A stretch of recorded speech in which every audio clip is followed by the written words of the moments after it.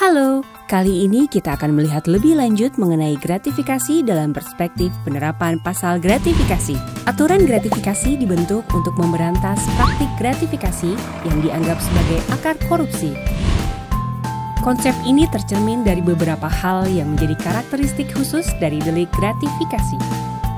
Pertama, unsur pasal gratifikasi yang dianggap suap tidak mencaratkan terpenuhinya unsur melakukan atau tidak melakukan sesuatu yang berlawanan kewenangan dari pegawai negeri atau penyelenggara negara.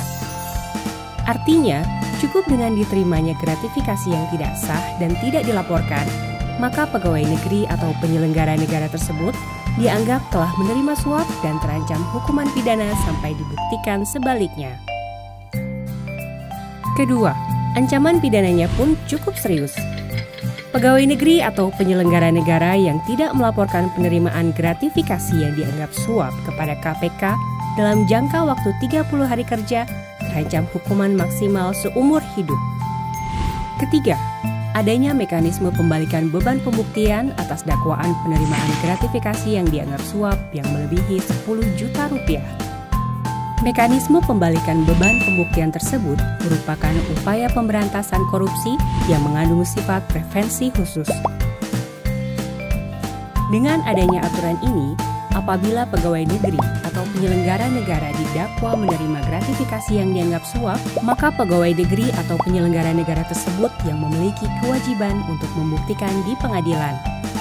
Walaupun delik gratifikasi yang dianggap suap masih relatif baru diatur dalam konteks tindak pidana di Indonesia, namun dinilai cukup efektif jika diterapkan dalam konteks temuan kekayaan yang tidak wajar milik pegawai negeri atau penyelenggara negara yang diduga berasal dari penerimaan gratifikasi.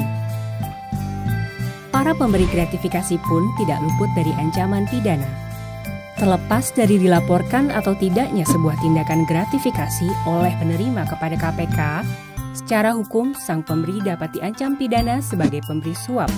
Dalam hal pemberi memang mempunyai niat jahat untuk menggerakkan seorang pejabat untuk melakukan atau tidak melakukan sesuatu dalam jabatannya.